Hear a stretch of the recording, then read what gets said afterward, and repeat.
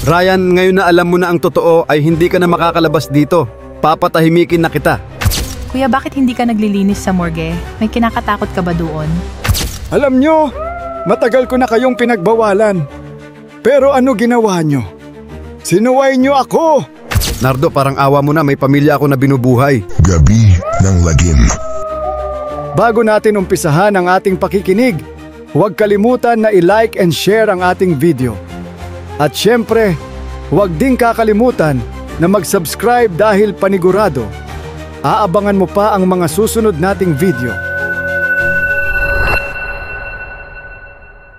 Kumusta kayong lahat mga kalagim? Ako nga pala si Ryan, huwag niyo na po alamin ang apelyido ko at baka makilala pa po ako. 40 years old na po ako ngayong taon at nakatira po ako ngayon sa Barangay Mabuhay, sa bayan ng San Rafael, Bulacan. May pamilya na ako at may 2 anak. Ang kwento po na ibabahagi ko ngayon ay nangyari noong kabataan ko.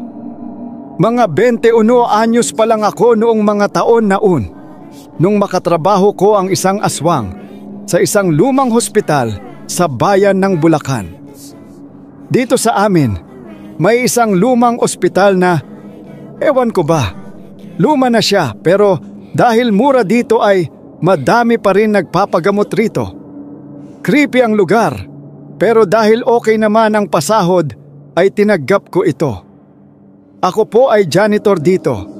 Nirekomenda ako ng pinsan ko na matagal na ring nagtatrabaho doon bilang maintenance technician na taga-kumpuni ng mga sirang gamit doon.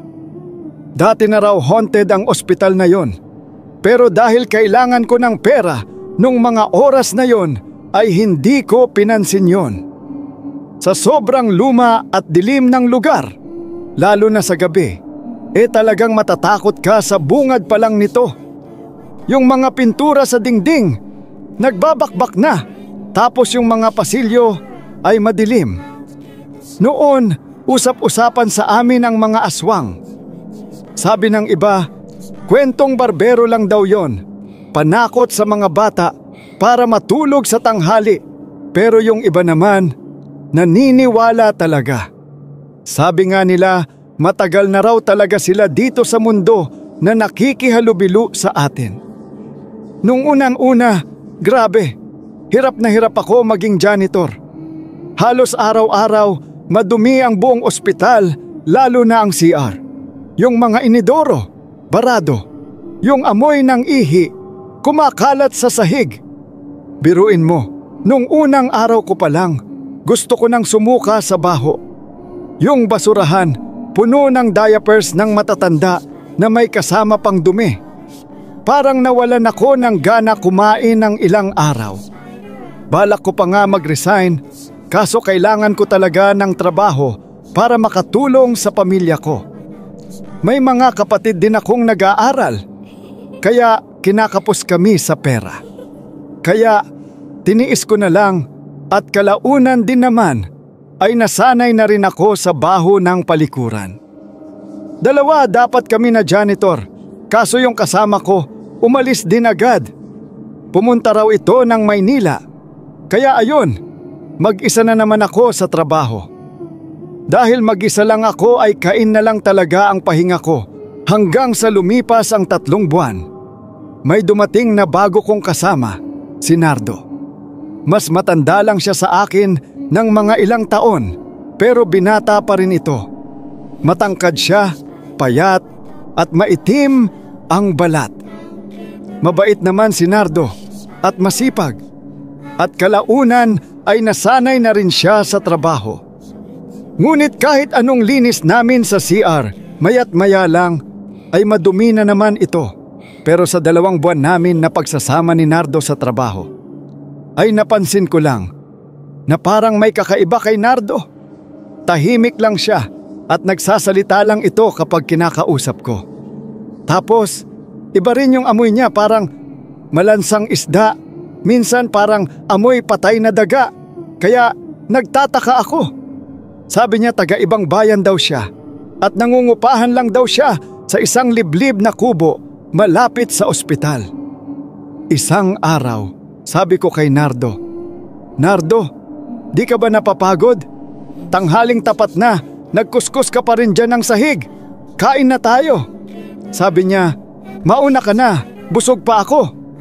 Tapos nakatingin lang siya sa sahig.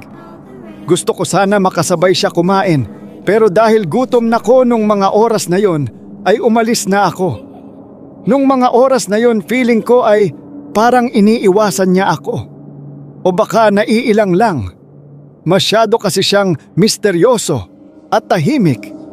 Minsan rin ay nakikita ko siyang kausap ang mga matatandang pasyente na malubha ang sakit at napapansin ko na itinataon nito na walang nakabantay sa kanila.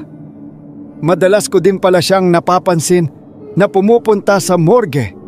Nung mga oras na yon, nagtataka talaga ako kung bakit napapadalas doon si Nardo. Montagal na ako sa trabaho pero ni minsan ay hindi ako pumunta roon dahil sa takot sa lugar na yon. 12 oras po pala ang duty namin. 8 ng umaga hanggang 8 din ng gabi. Minsan inaabot pa kami ng 9 sa pag-uwi.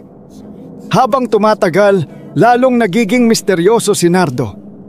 Dahil sa di nito pagligo at lalong tumitindi ang amoy nito. Tapos namumugto rin ang mga mata niya na parang hindi natutulog ng ilang araw. Isang gabi, habang malapit na kami mag-out, nagliligpit na kami ng gamit sa storage room. Bigla na lang nagmamadaling umalis si Nardo. Hindi naman kami sabay umuuwi. Nagtataka ako kung saan na naman siya pupunta. Hinayaan ko na lang, tapos nilinis ko na rin yung sarili ko. Pumunta muna ako sa baraks ng gwardya para kunin ang bag ko. Alam ko hindi pa nakakauwi si Nardo kasi nandun pa bag niya. Balak ko sana hintayin siya para may kasabay ako maglakad sa madilim na kalsada. Kaso sabi ko na lang sa gwardya, pakisabi na lang kay Nardo, nauna na ako umuwi. Tapos dumaan muna ako sa tindahan para bumili ng sigarilyo at candy. Habang naghihintay ako sa tindahan, nakita ko si Nardo nagmamadaling naglalakad galing sa likod ng ospital, malapit sa imbakan ng basura. May dala siyang itim na supot na hindi ko matukoy ang laman ng mga oras na yon. Tapos parang palinga-linga pa siya sa paligid niya. Habang ito'y naglalakad ng mabilis ay inilapag niya yung supot na daladala niya sa lupa at sumulat ito sa logbook. Tapos kinuha ulit yung supot. Hindi naman pinansin ng gwardya kasi hindi naman nila trabaho ang mag-inspeksyon. Tapos hindi ako nakita ni Nardo kasi natatabunan ako ng mga bumibili sa tindahan. Hindi na ako bumili ng sigarilyo. Gusto ko kasi sundan si Nardo. Nahihiwagaan talaga ako sa kanya. Sinundan ko siya ng palihim. Alam ko kung saan siya dumadaan, pero hindi ko alam kung saan siya nakatira. Naglalakad ako sa likod niya, mga ilang metro ang layo. Kabog ng kabog ang dibdib ko. Lumiko siya sa isang makipot na daan na tanging liwanag ng buwanlanag ang nagsisilbing ilaw namin ng gabi na yun. Madamo at mapuno doon at ilang pamilya lang ang nakatira. Maingat ako sa paglalakad para hindi ako makagawa ng ingay. Nagtataka ako kung bakit doon siya nakatira, madami namang pwedeng upahan sa amin. Siguro gusto niya tahimik na lugar. May ilang talampakan ang agwat ng mga kubo doon. Presko ang hangin, puno lang ng mga halaman. Yun siguro ang gusto ni Nardo. Maya-maya, lumiko na naman siya sa mas makipot na daan. At nakita ko ang isang maliit na kubo, gawa sa pawid at amakan. Simple lang siya. Nagtago ako sa talahiban at hinintay ko siyang pumasok. Gasera lang ang ilaw niya. Kumirot ang puso ko. Maswerte pa rin pala ako dahil kasama ko ang pamilya ko. Habang si Nardo, mag-isa lang. Matapos niyang sindihan ang gasera, may narinig akong pagkalampag ng gamit. Dahan-dahan akong lumapit sa kubo at sumilip sa maliit na butas ng dingding sa may kusina para alamin kung anong ginagawa niya. Nung mga oras na yon, gustong-gusto ko malaman kung ano laman ng itim na supot na dala niya. Sakto, pumunta si Nardo sa kusina at nagpalinga-linga sa kalan na kahoy. Kinuha niya yung maliit na planggana na gawa sa lata at inilapag sa lamesa. Nanlaki ang mga mata ko nang kunin niya yung itim na supot at ibinuhos ang laman sa planggana. Sa hindi ko inaasahan ay bumulagta sa akin ang laman ng supot. Ito ay mga patay na tao na galing sa morgue.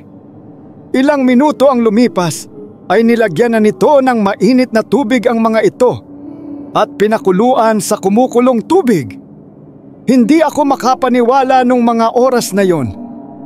Napatunayan ko na hindi siya pangkaraniwang tao dahil sa mga ginagawa nito. Isa lang ang nasabi ko nung mga oras na un. Si Nardo ay isang aswang. Kinilabutan ako sa mga nakita ko. Sabayan pa ng panginginig ng mga tuhod ko. Parang sasabog ang puso ko sa sobrang kaba at nanigas ang katawan ko nang tumingin siya sa siwang ng dingding na kinakalagyan ko. Dahil parang alam niyang may nakasilip sa kanya. Kaya biglang nag-iba ang mga mata nito. Nung mga oras na yon, naisip ko na kailangan ko nang umalis. Tumakbo ako palayo sa kubo, pero nagulat ako nang bumungad sa harapan ko si Nardo. Nanlilisik ang mga mata nito. "Nardo," utal kong sabi. Nanigas ako sa takot. Sabi niya, "Natatakot ka ba sa akin, Ryan? Alam ko kanina mo pa ako sinusundan. Hinayaan lang kita na makalapit dito para malaman mo kung anong klase ako. Sa tingin mo ba makakalabas ka pa dito ng buhay? Pwede na kitang patayin ngayon." Sabi ko, "Patawad, Nardo. Sinundan kita. Gusto ko lang malaman kung saan ka nakatira. Hindi ko sinasadya makita ang hindi dapat makita. Patawarin mo ako." Sabi niya, "Alam ko na hindi ka masamang tao. Magkaibigan tayo. Magkasama sa trabaho. Pangako, hindi ko sasabihin sa iba ang nakita ko." Sagot niya, "Sige na, Ryan, umalis ka na. Wala akong balak patayin ka. Kanina pa sana kita pinatay kung gusto kitang kainin. Hindi ako masamang nilalang gaya ng iniisip mo." Nakahinga ako ng maluwag sa sinabi niya. Sabi ko, "Salamat, Nardo. Pangako, wala akong pagsasabihan." Tapos umalis na ako. Ligtas akong nakauwi ng gabing yun. Hinayaan akong mabuhay ni Nardo dahil sa pinagsamahan namin sa maikling panahon. Kinabukasan nagkita ulit kami sa ospital. Nagpanggap akong normal lang para maging kampante kami pareho. Hinayaan ko na lang siya sa mga ginagawa niya kasi wala naman siyang binibiktima na tao. Pero pagkatapos ng ilang buwan ay nagpaalam na si Nardo. Aalis na daw siya sa trabaho, maghahanap ng bagong mapapasukan na walang nakakaalam sa lihim niya. Hindi ako tumutol. Natakot man ako nung una kay Nardo, pero naging maayos naman ang lahat. Naging magkaibigan kami bago maghiwalay ang aming mga landas. Masaya ako na nakasama ko siya sa trabaho. Wala rin akong pinagsabihan sa mga nalaman ko bilang respeto sa sikreto niya. Hindi ko akalain na may mababait din palang aswang na katulad niya. Makalipas ang ilang taon, unti-unting inaayos ang lumang ospital. Nagbigay ng malaking pondo ang gobyerno para ayusin at pagandahin ang ospital. Naging regular ako sa trabaho at nakatulong ako sa aking mga kapatid na makapagtapos sila ng pag-aaral. Hanggang ngayon, janitor pa rin po ako, pero kahit ganito man ang trabaho ko ay masaya naman ako sa ginagawa ko at proud ako dahil nakapagbigay ako ng magandang buhay sa pamilya ko. Matagal na kami hindi nagkikita ni Nardo.